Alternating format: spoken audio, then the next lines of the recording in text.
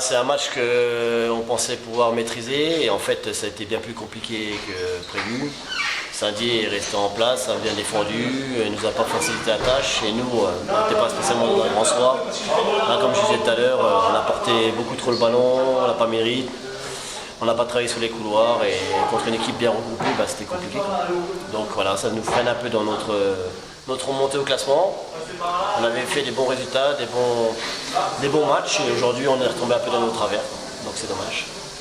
Bon, Saint-Dié était bien regroupé derrière, il marque en premier, ça a changé un petit peu la physionomie de la rencontre, quoi. Oui, tout à fait. Bon, en première mi-temps, on a l'occasion de marquer sur le penalty, qu'on loupe. Après, on a encore une bonne situation avec Hassan Belkacem où on met pas le ballon, on ne fait pas le bon choix.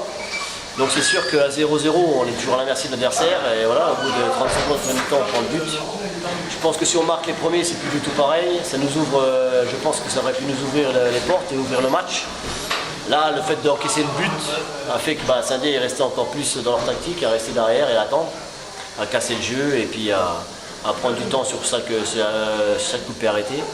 Ce qui a fait que nous derrière, on n'a pas enchaîné. Et comme j'ai dit tout à l'heure, on n'était pas dans un grand jour, donc ça n'a pas facilité la tâche. Après, le fait de rien avoir lâché a permis qu'on égalise, mais c'était pas suffisant. C'est vrai que Bochet égalise, mais bon, David Molly a eu plusieurs situations bien avant. Vous auriez pu égaliser à quart de la fin. Quoi. Oui, tout à fait. On aurait pu se donner une fin de match bien plus excitante si on aurait eu la chance de marquer avant.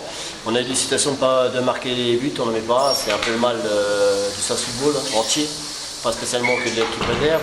En équipe première aussi, on arrive à avoir des situations et malheureusement, des fois, on ne les concrétise pas. Ce qui fait qu'aujourd'hui, on se retrouve dans des situations comme ça, quoi, où on domine, mais on ne met pas un but, donc c'est dur. La PMS maintenant? Oui, la PMS, c'est un match en retard.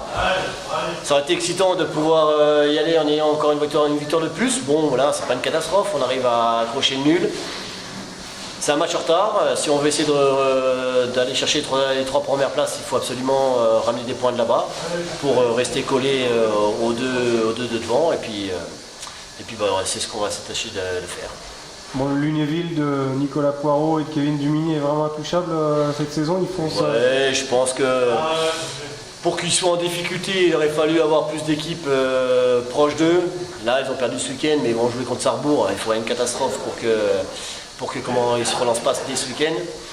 Après, voilà, il y a Saint-Avold qui est là aussi, qui a des matchs en retard. S'ils arrivent à prendre des points et se rapprocher d'eux, il faut que Lunéville a encore joué à Saint-Avold, il faut que nous on aille jouer encore à Lunéville, nous on jouera le jeu jusqu'à la fin. Mais bon, ils ont quand même un bon confort avec ces points d'avance, donc s'ils ne déconnent pas, je pense qu'ils iront. Saint-Avold, vous allez les jouer aussi vous, On les reçoit à Saint-Avold aussi. Belle équipe qui joue bien au ballon, avec des bons joueurs. Il leur manque pas grand chose pour pouvoir accrocher Lunéville, je pense qu'un peu d'expérience. Mais voilà, vraiment une bonne équipe aussi, donc il y a encore des bons matchs à jouer, autant pour nous que pour les autres.